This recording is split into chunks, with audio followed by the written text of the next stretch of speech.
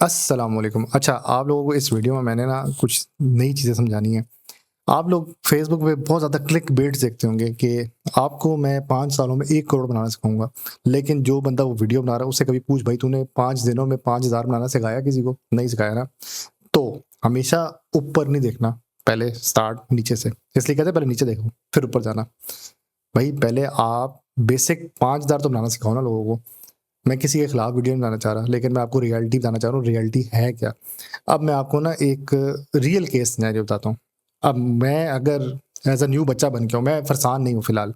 मैं एक नया बच्चा हूँ, ठीक है? स्टॉक मार्केट में आया हूँ अभी-अभी। मैंने नया-नया स्टॉक मार्केट अकाउंट खुलवाया, तो मैंने बड़ी यूट्यूब पे कुछ वीडियोज़ देखी और फेसबुक पे भी देखी कि स्टॉक मार्केट की जी टॉप पे जी ये 2-3 बड़े चैनल्स हैं, इनकी वीडियोज़ देख लिया। अच्छा, उसमें क्या था कि जी ये स्टॉक उठा लो।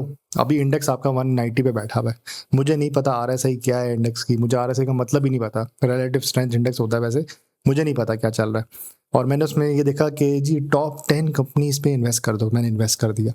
मेरे अब्बू ने मुझे दिए थी 5 लाख, कहा जी बेटा डालो पैसे, 10 लाख करके निकालना। ठीक है, मैंने डाल दिया। मैंने पीएसओ उठा लिया ₹500 का, ठीक है। और पीएसओ गया 525 पे, लेकिन मैंने फिर उस बंदे की वीडियो देखी, उसमें लोग कह रहे थे यार अभी बेचो मत और इन्वेस्ट करो, ये 600 क्रॉस करेंगे। ठीक है, मैं खुश हो गया, मैं कहा अभी जब 600 का जाएगा तब मैं पैसे निकालूंगा। 5 लाख मेरे लगे हुए थे। वो स्टॉक पीएसओ भाई हमारे गिरना शुरू हुए, और वो गिरते गिरते गिरते गिरते गिरते 300 से भी नीचे जाने के मूड में थे। अब मेरे अब्बू ने कहा बेटा मैंने 5 लाख दिए थे, उसकी क्या अपडेट है? मैं कहा अब्बू वो जो 5 लाख थे ना आपके, वो अब रह गए हैं 2.5 लाख। बेटा ये क्यों हुआ ऐसे? मैं कहा अब्बू मार्केट क्रैश हो गई है। तो बेटा जब गिरना शुरू हुई तो आप बेच देते।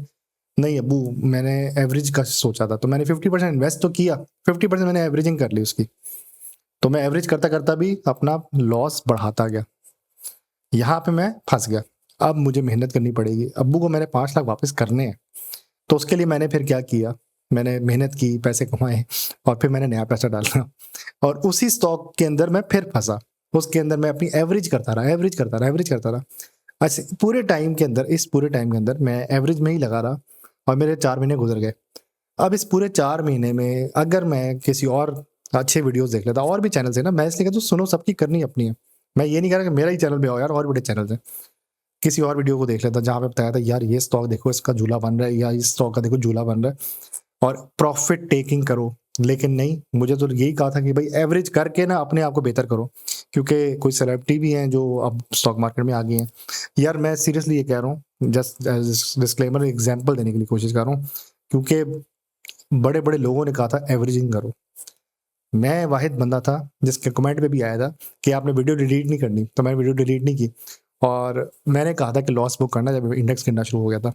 ठीक है, मैंने कहा था लॉस बुक कर लो, जिसका जितना लॉस बनता है बुक करो। मेरा उस वक्त लॉस, मैं अगर 90 लाख से स्टार्ट हुआ था ना, मेरा 90 लाख तक पोर्टफोलियो पहुंच गया था जब 190 पे इंडेक्स था।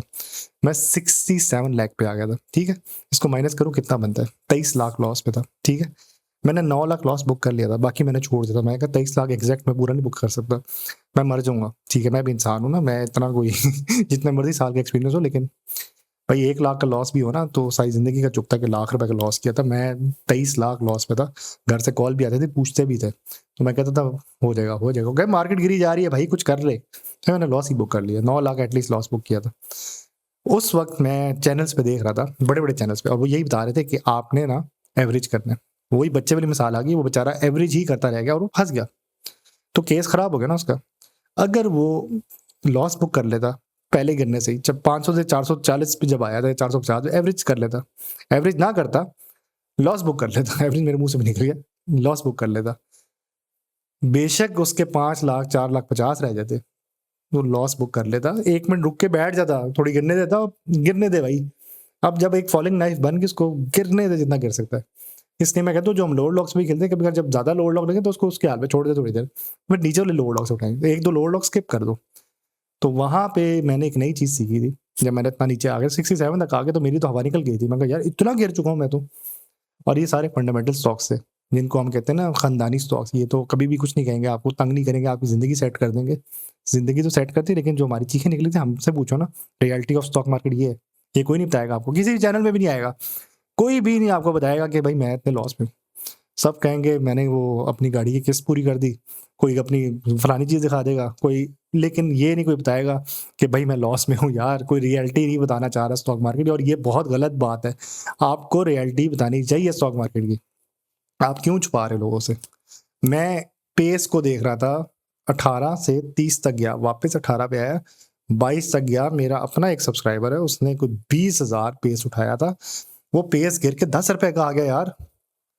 कोई भी नहीं बता रहा। बीको मेरे सामने 8 तक गया, वो गिर के 5 और 4 पे आ गया था, 3 तक जाने लगा था। अब बताओ। अच्छा, बीको वही स्प्लिट होने के बाद इसका ये हाल हुआ है। तो ये ऐसे-ऐसे स्टॉक्स गिरे हैं। एफएफसी 685 टच करके उसके बाद गिरा। अच्छा, मेरी आप लोगों ने रिकॉर्डिंग भी निकाल ली थी, यदि आपने लाइव पे कहा था ये जाएगा 700 क्रॉस करेगा, नहीं किया ना क्रॉस। मैंने फिर ग्रुप में अपने प्रीमियम में सबको कहा, मैं कहा भाई लिक्विडेट कर दो, निकल जाओ, एफएफसी से लोअर लॉक की तरफ जा रहा है, और वही हुआ। उस दिन लोअर लॉक भी लगा था, मार्केट गिरना शुरू हो चुकी थी। यहाँ पे ना असल में मार्केट स्ट्रक्चर किसी को नहीं पता, मार्केट को कंट्रोल कौन करता है? आपके जो टॉप 10 स्टॉक्स है वो कंट्रोल करते हैं। तो इसलिए मैं कहता हूँ इंडेक्स वाले स्टॉक्स में पूरी तरह कभी पैसा नहीं डालना आपने, क्योंकि मार्केट बहुत गंदी गिरती है और आपका पोर्टफोलियो बहुत बुरी तरह फंसता है। फिर आपकी चीखें निकलती हैं कि मार्केट गिर गई तो हम भी गिर गए। इसलिए आपका स्टॉक मार्केट का पोर्टफोलियो हमेशा साइड आइटम्स होना चाहिए। फिर आपको इस तरह की वीडियो जो आती रहेंगी ना कि अगर आपको मैं 1 करोड़ रुपए दूं, या आपका ऐसा 1 रुपया जो 2 रुपए में कन्वर्ट हो जाए, भाई फिर आप WTL उठा लो, वो 1 रुपए का स्टॉक है, 2 रुपए का हो जाएगा तो निकल जाना। भाई smart investing, the first question always be smart. आप जब गाड़ी लेते हो ना तो आपको पहली जुगत पता है क्या पड़ती है? महंगी ले लिया यार, डेंटेड गाड़ी ले लिया यार, आपको टॉन्ट पड़ता है ना। स्टॉक में भी यही है, जब आप स्टॉक खरीदते हो ना तो आपको पहला पॉइंट पता है क्या पड़ता है? महंगा ले लिया यार तूने, उस वक्त क्यों नहीं लिया? अब आपको पास का एक गोली पड़ती है, उस वक्त जब से मैं कह रहा था तब से क्यों नहीं लिया? जैसा मैं पीओएल का तब से कह रहा था कि भाई ले लो ले लो, ये उठा शुरू हो जाएगा, वो अब 670 से क्रॉस कर 700 की तरफ जा रहा है। तो मेन चीज होती है कि पहले अक्लमंदी से खेलना, कब आपने किस वक्त क्या बाय करना, smartly invest. The first question always come, invest smartly. और दूसरा क्वेश्चन, अब अगर आपको लगता है कि स्टॉक महंगा जा रहा है तो आप थोड़ा थोड़ा बाय करो। मैं कब पता है क्यों फंसा था? मैं एंग्रो फर्टिलाइजर भी 240 का बाय किया था, हब को भी मैं 230 का बाय किया हुआ था। भाई किसी को नहीं पता था इतना बुरा गिर जाएगी मार्केट, लोअर हार्ड पे हो जाएगी मार्केट। ये पास की बातें हैं, लेकिन अभी आने वाले बच्चों के लिए ये बातें हैं कि भाई हम लोग उस फेज से निकल के आए हैं कि मार्केट गिरती जा रही थी, उठ ही नहीं रही थी, बैंक ने थोड़ी पुश दी है लेकिन फिर गिर गई। आपका यूबीएल 520-25 टच करके ना वापस 300 से भी नीचे चला गया था, पर 350 तक आई थिंक गया था, बट जलील हुए थे स्टॉक्स भाई, बहुत मसले हुए थे। तो इस पूरे मुद्दे में जो मैंने सीखा, हम मजाक उड़ाते थे कुछ लोगों का, पेनी स्टॉक्स वालों का, यार पेनी स्टॉक्स में क्या रखा हुआ है, सट्टे आइटम्स में क्या रखा हुआ है। आपकी स्टॉक मार्केट को चलाया ही एंड में सट्टे आइटम्स है, ये बात आप मानो या ना मानो। सट्टे आइटम्स कौन कौन से थे? अब वो स्टॉक्स है जिनका किसी को पता ही नहीं था, अननोन्स जिनको मैं कहता हूँ, द आउटलियर्स। अब मैंने वो डाटा साइंस पढ़ी, इसमें एक आउटलियर वाला केस भी होता है कि वो अलग से 2-3 होते हैं जो चल रहे होते हैं, उनमें गेम चली है, उन्होंने आपकी स्टॉक मार्केट को संभाला है। अब आप क्रेडिट दो सट्टेबाजों को ना दो, बट उन्होंने संभाला है। यहाँ पे पहला सवाल फिर से वही आता है कि यार मार्केट गिरती क्यों अगर ट्रम्प ने ऐसे ट्वीट कर दिया? क्योंकि हमारे बुजुर्ग लोग जो है ना सारा दिन बैठ के न्यूज़ देख रहे होते हैं, जब वो देखते हैं कि ट्रम्प ने अटैक कर दिया या ईरान ने अटैक कर दिया, इसराइल पे, या इसराइल ने ईरान पे अटैक कर दिया, तो वो लोग पैनिक पे सेल करते हैं। अब उनके पास होती है 10 से 20,000 क्वांटिटी, जब वो 20,000 का एक सेल ऑर्डर आता है ना तो हम बेचारे बीच में फंस जाते हैं। हम जितने भी मासूम से बच्चे जो 500 क्वांटिटी उठाई होती है मैक्सिमम, हमारा भी फंस गया स्टॉक।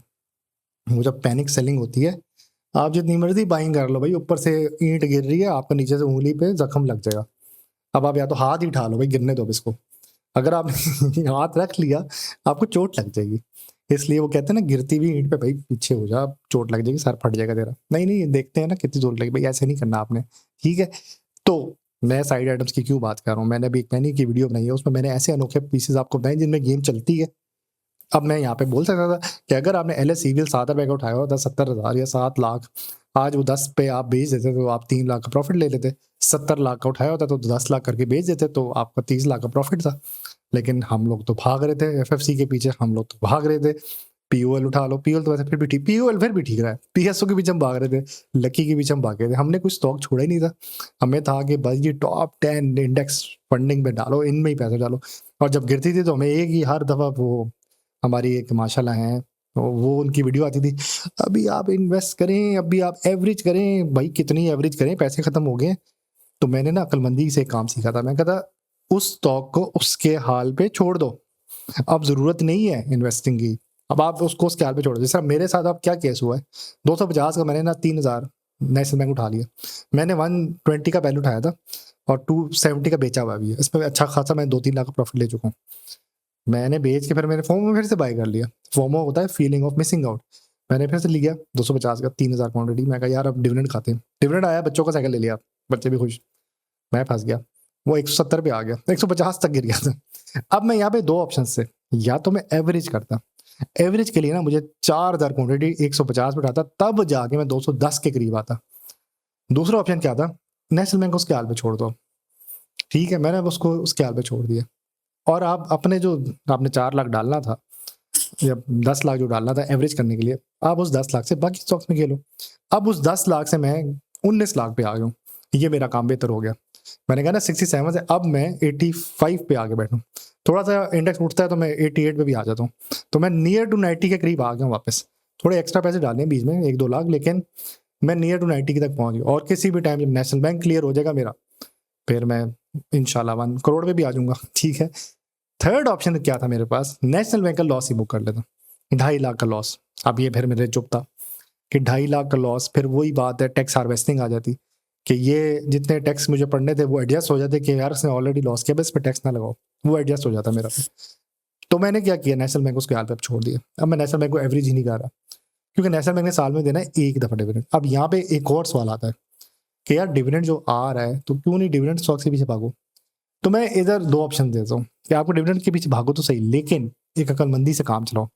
डिविडेंड के पीछे बिला वजह ना भागो, अनलेस कि उसका आगे एक और डिविडेंड आ रहा है, या इसका डिविडेंड बहुत अच्छा है कि अभी खा लो और फिर उसकी चंड भी खा लो।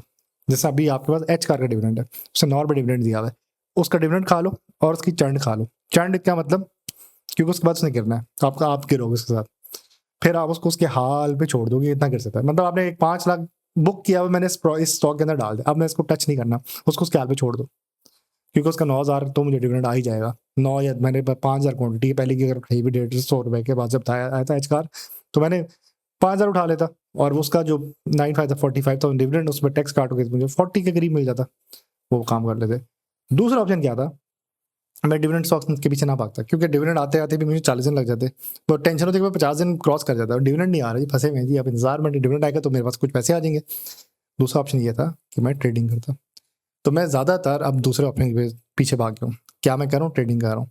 मैं लोअर लॉक्स वाले स्टॉक्स ढूंढता हूँ या लो वॉल्यूम स्टॉक्स, उनको नीचे से उठाता हूँ, उनको जमा करता हूँ, उनको इकट्ठा करता हूँ, फिर जैसे ही वो स्विंग देते हैं 5 से 10 रुपए का, मैं निकालता हूँ। मेरा टारगेट रोज का कम से कम 10 से 20 हज़ार प्रॉफिट लेना है। आज ही वो CGD टैक्स पड़ जाएगा, फलाना टैक्स, ब्रोकर कमीशन, फलाना फलाना, पढ़ने दो। मैं 6 लाख पहले कमाया पिछले महीने, इस साल इस वाले में, अभी जो पिछला महीना था, पिछले से पिछले में 6, पिछले महीने मई में मैंने भी 2.5 लाख कमाया, क्योंकि थोड़ा मई वाला मुश्किल था महीना। अप्रैल का महीना ठीक था, क्योंकि उसमें मार्केट बहुत लंबी छलांगे बाद लोअर हार्ट अपर हार्ट दोनों तरफ जा रही थी, वो फायदे का था। तो मैंने अभी 8 लाख तक फिर से बना लिया। 9 लाख अगर लॉस किया तो मैंने 8 लाख प्रॉफिट दे लिया, 1 लाख रह गया। 1 लाख का टारगेट, इससे भी इंशाल्लाह इससे भी ऊपर जाऊंगा, कवर अप कर दूंगा अपने आप को। The main thing what I am trying to say कि आपने प्रॉफिट लेना है। हमें कोई वीडियो में कहीं नहीं कोई बताता कि यार चलो उठा दो लो, सब कहते बाय करो, टॉप कंपनीज है इनको बाय करो, इनको ये नहीं बताता कि सेल भी करो। नहीं नहीं नहीं, इनको नहीं बेचना, सारी जिंदगी संभाल के रखो, अपने आने वाले बच्चों के लिए रख लो। आने वाले बच्चों को परवाही नहीं हो कि भाई आप कर क्या रहे हो, ठीक है। आप प्रॉफिट लेना सीखो, अच्छी कंपनी से भी लो और ऐसी कंपनी से भी लो जिनका आपको प्रॉफिट मिले तो बुक करो यार। मैंने आज के दिन SMCPL बेच दिया 45 है, अपर कैप सेल। अब वो बेशक 50 पे जाए 55 पे जाए, आएगा तो सही ना वापस, नहीं आता जी, अब छोड़ दो स्टॉक को। पता है क्या, उस स्टॉक को छोड़ दो, आप किसी और भी से चल पड़ो। आपने बार बार सेम दुकान में नहीं जाना। आप समझो सेंटोरस मॉल पे आए हो, एक दुकान के कपड़े ले लिए, बस आप उसके पास आ गए, भाई सलाम अलैकुम, तेरा मैंने आज कर दिया कराया, अब मैं किसी और की तरफ चल पड़ो। ये चीज भी होती है, आप एक ही तरफ जब बार बार जाओगे ना, वो स्टॉक आपको फिर मारेगा। ये लव में भी ऐसी है, एक ही बंदे से बार बार प्यार करोगे ना, वो आपको मुड़ के लगा भी देगा, ठीक है। आप फिर किसी और तरफ जाओ, फिर वो वाला स्टॉक आपसे जेलस होगा, ठीक है। वो वाले बंदा आपसे जेलस होगा, वो आपको बुलाएगा अपनी तरफ, ये भी होता है। इसलिए मैंने कहा आप अगर सेम स्टॉक के अंदर बार बार भागोगे आप फंसोगे, कोशिश करो कोई और स्टॉक देख लो। इसीलिए मेरे पास 20 प्लस स्टॉक्स हो जाते हैं, क्योंकि मैं हर स्टॉक की तरफ चल पड़ता हूँ, लेकिन मैं स्टडी करता हूँ पहले। मैं मतलब रीलें भी देखता हूँ इंस्टाग्राम की कि भाई प्रॉफिट कमाना है, बट मैं खुद स्टडी करता हूँ। आपने खुद स्टडी करनी है। अब बाहर बंदा कहता है भाई स्क्रीन के सामने बैठा नहीं जाता, तो भाई जो मार्केट क्लोज होती है उसके बाद आपके पास एक यूआईएन सेटलमेंट आती है, वो देखो। एक आपके पास आती है ऑफ मार्केट, वो देखो। फिर आपके पास आती है फिप्पी रिपोर्ट, वो देखो। और आपके पास अपर कैप और लोअर कैप का एक सर्किट ब्रेकर आता है, वो देखो। मैं बनाऊंगा डिटेल वीडियोस पे, बट मैंने इस पे जनरल बताना था। आप उसको बैठ के एआई को भेजो, उससे कहो कि मुझे इसका एक ओवरऑल एनालिसिस था कि किन किन स्टॉक्स पे प्लेयर्स आर एक्टिव। अब पहले लोग कहते थे जी प्लेयर से कोई चीज़ नहीं होती, लेकिन मैं कंफर्म करूँ प्लेयर ही होता है जो मार्केट चलाता है। आपके प्लेयर ही होते हैं जो माल नीचे से उठाते हैं और ऊपर जाके बेचते हैं। ठीक है, लो वॉल्यूम स्टॉक्स मैं बार बार कह रहा हूँ, और मैं अब आपको लिस्ट बता देता हूँ जल्दी से। एक MSCL देख लो, एक FCIBL देख लो, एक AMBL देख लो। ये सेम डे लोअर लॉक और अपर लॉक मारते हैं। ठीक है, अभी मैंने सिर्फ 4 स्टॉक्स हैं, अभी आगे बहुत बड़ी लिस्ट है। उसके लिए मैं पार्ट 2 ऑफ मैनी स्टॉक्स में बताऊंगा कि कौन कौन से स्टॉक्स ऐसे हैं जिनको हमें लोअर लॉक से उठाना है और अपर लॉक पे बेचना है। लोअर लॉक की एक मजे की बात बता देता हूँ आपको। 1000 से 2000 क्वांटिटी पे रखे लो। लोअर लॉक वाला, अगर लोअर वॉल्यूम वाला, लो वॉल्यूम वाला स्टॉक अगर लोअर लॉक पे चला जाए ना, 2-3 हज़ार का रिस्क ले सकते हो। और अब आपने यहाँ पे बड़ा देख के खेलना है। पहले 52 वीक्स का लो चेक कर लो कितना है। अब अगर डेल जैसा स्टॉक है, ये दाऊद इक्विटीज वाला, वो 16-17 पे आया हुआ है, उसका 52 वीक 15 पे या 13 रुपए पे, फिर आप रिस्क लो 2-3 हज़ार क्वान्टिटी। आपको जितना भी करता है देख लेते हैं। अच्छा, इन स्टॉक्स का ना आपको परवाह नहीं होनी चाहिए कि ये ईपीएस क्या चल रही है, या ये एनसी तो नहीं हो गया, मतलब नॉन कंप्लायंट। वो जो स्टॉक मार्केट के हिसाब से चल रहा है, वो शरिया नॉन शरिया वाला नहीं, नॉन कंप्लायंट, दूसरा नॉन कंप्लायंट है, क्योंकि इसमें चलते हैं सट्टे। मेरे सामने हीरा टेक्सटाइल का एक स्टॉक था, 7 पे लोअर लॉक लगा। मैं अभी सिर्फ ना उसका 52 वीक लो चेक कर रहा था, 5 के पास था। अभी मैं सिर्फ खोल के चेक किया गूगल में, मतलब dps.pss.com पे, उसके बाद अचानक अपर कैप पे था। मैं बाय करते करते ही रह गया, 200 क्वांटिटी मार के मेरे से बाय, वो उस पर ऐसा वॉल्यूम आया, वो डायरेक्ट अपर कैप पे था। मेरी एक शॉर्ट है उस पे, मार्केट, स्टॉक मार्केट के ऊपर, मार्केट डेप्थ पे। मैं इसके साथ लिंक करूंगा इस वीडियो के साथ, ऊपर आपको एकदम से स्टार्ट नजर भी आएगा। उसमें ना मैंने मार्केट डेप्थ का बताया कि आपने स्टॉक का जब लोअर लॉक लगता है तो आपने क्या देखना होता है। एक बाय ऑर्डर्स वो खा रहे होते हैं, सेलर वाले ऑर्डर्स को। जब वो खा रहे होते हैं ना, उसमें फिर आपने रिस्क लेना है कि यार someone is trying to break the lower lock. क्योंकि लोअर लॉक पे जो गेम है ना, वो ये फंडामेंटल और ये फंडामेंटल में नहीं चलती, वो डिविडेंड स्टॉक्स में नहीं चलती। क्योंकि लोअर लॉक से जब वो टूट के थोड़ा सा भी +2 पे जाए ना, सेल कर दो। हमने आज PQ GTL के साथ ऐसे किया था। लोअर लॉक 16.5 पे लगा था, वो एकदम से 17.5 तक गया था, आराम से आगे प्रॉफिट। अगर आपने उस टाइम, अब मैं बोल सकता हूँ, अगर आपने 10,000 क्वांटिटी 16.5 पे पाकिस्तान कतर वाला स्टॉक PQ GTL पे लगाए होते और वो 17.5 पे बेच देते, तो आप 10,000 का प्रॉफिट आराम से ले देते। अगर आपने 16 लाख लगाए होते तो उसके हिसाब से आप 1 लाख का प्रॉफिट भी निकाल जाते। वो डिपेंड करता है कि how much you are ready to and willing to take risk. तो हाई रिस्क हाई रिवॉर्ड चलते हैं मार्केट में, क्योंकि रिस्क में इश्क है। अब मार्केट आपकी वो वाली नहीं है कि स्विंग ट्रेड खेलो, लॉन्ग टर्म बैठो। ट्रम्पू आपको इतनी हैवी ट्वीट्स करेगा ना, मार्केट गिरा देगा। आप लॉन्ग टर्म पे बैठे ही रह जाओ, बैठते ही जाओगे, फिर आप चीख निकलेंगे। आपने चीखों से नहीं जाना उस पर, आप चीखो वाले बच्चे नहीं बनोगे अब आपने क्या करना है, बाय सेल खेलो। आप गेम खेलो भाई, टेबल टेनिस ना। वहां से स्मैश मारी आपने, डिफेंसिव खेली, अच्छा उसने हाई बॉल दी, आपने स्मैश मार दी। ये गेम है भाई। क्योंकि टेबल टेनिस में जिससे मैंने सीखी ना चीज़ें, कि अगर आपको स्मैश मारेगा, आपने स्लाइसर स्पिन देनी उसको। अब वो स्पिन खेल के आपको रिटर्न बैक देगा, तो आपने उसको वॉली शॉट फेंकनी, उसके बाद वो ठप्पा करके उठती है। तो स्टॉक मार्केट भी ऐसी है। जब वो फंडामेंटल गिर रहे हैं, मार्केट को आपको दिखा रही है भाई निकल जाओ निकल जाओ, आपको मैं देख ही नहीं रहा इंडेक्स को भाई, मैं अपने स्टॉक्स को देख रहा हूँ। Focus on your own stocks. कौन सा स्टॉक प्रॉफिट में, अगर कोई स्टॉक प्रॉफिट में नहीं आ रहा, इधर एवरेज करो। कैसे, अब मैं 36 की बाइंग थी मेरी एक स्टॉक की, वो जा ही नहीं रहा था यार, मतलब 39 पे सेल करने का सोचा था मैंने 33 के करीब एवरेज कर लिया उसको। वो जैसे ही गया 39 पे, तो मेरा अच्छा खासा 7,000 प्रॉफिट मैंने बुक कर लिया यार। मैं कहा चल भाई जान छूटी, प्रॉफिट तो आया। अच्छा, उसके बाद वो 42 तक भी गया, मैं नहीं उसके पीछे भागा। आज वापस वो 38 पे फिर रहा था, मैं कहा चल मैंने प्रॉफिट ले लिया। अब वो नीचे आया हुआ। फंडामेंटल का स्टॉक बताता हूँ, लकी 440 तक गया, मैंने सेल कर दिया। मेरे सामने 445 पे भी गया, मैं पीछे नहीं भागा। मैं कहा अस्सलाम वालेकुम। वो 420 पे वापस आया हुआ था। तो भाई प्रॉफिट जिधर मिलता है बुक करना सीखो। जिस दिन तुम लोगों को प्रॉफिट बुक करना आ गया और लॉस भी बुक करना आ गया, तुम स्टॉक मार्केट में चीते बन जाओगे। तो मैं फिर ये, अगर मैं आपको 1 करोड़ रुपए देता हूँ, इस तरह की वीडियोस देख के जो ख्वाब दिखाते हैं दुनिया में पता नहीं क्या हो जाना है, ऐसा नहीं तुम्हें नजर आना। क्योंकि तुमने ख्वाबों की दुनिया में नहीं, तुम रियलिटी में रह रहे हो फिलहाल। इस दुनिया में तुमने किसी काम के लिए आए हो। तो जो इंसान के 3 भाई होते हैं ना, एक उसका माल होता है, एक उसके अमाल होते हैं, उसका बड़ा भाई जिसको कब्र तक छोड़ के आता है। तो ये जो माल है इसमें सदका ज़कात भी दो, बट कमाओ भी पैसे। आप स्टॉक मार्केट आए किस लिए हो? पैसे कमाने के लिए आए हो या खाली अपने आने वाले बच्चों के लिए रखने के लिए आए हो? जी मैंने ये स्टॉक रखे मेरे बच्चों के लिए रखे हुए हैं, कि मेरे बच्चे जब बड़े होंगे, शुक्र है जी पापा ने एक टाइम पे नेस्ले का स्टॉक खरीदा था 8,000 का, वो आज 12,000 का हुआ। नहीं, वो नहीं करता ना, क्योंकि आपने अपनी लाइफ एंजॉय करनी है। ये मोटिवेशनल वीडियो नहीं है, मैं आपको जस्ट इन जनरल बता रहा हूँ कि आपने, आपका, आपके ऊपर ना एक वो होना चाहिए, तुमने आज कितने बनाए पैसे? 1000 रुपये तो एटलीस्ट बनाया ना? हाँ जी बनाया। ये तुम्हारा एक सक्सेस रेट है कि भाई तुमने रोज का 1000 रुपये कमा लो। 30 दिनों में तुम 30,000 रुपये बना लो, दैट्स इनफ। अब 30 दिन पे मार्केट तो जल्दी आपकी 20 दिन एटलीस्ट खुलती है, तो 20,000 रुपये महीने का बन रहा है, बहुत है। स्टार्टिंग में 20,000 बहुत है। नहीं वो डिविडेंड वाला वो फंडामेंटल जब उठेगा तब मैं बेचूंगा, तो फिर वो उठ ही नहीं रहा, मैंने एवरेज कर लिया, मैं फंस गया ना भाई ना, ऐसे ना चलो।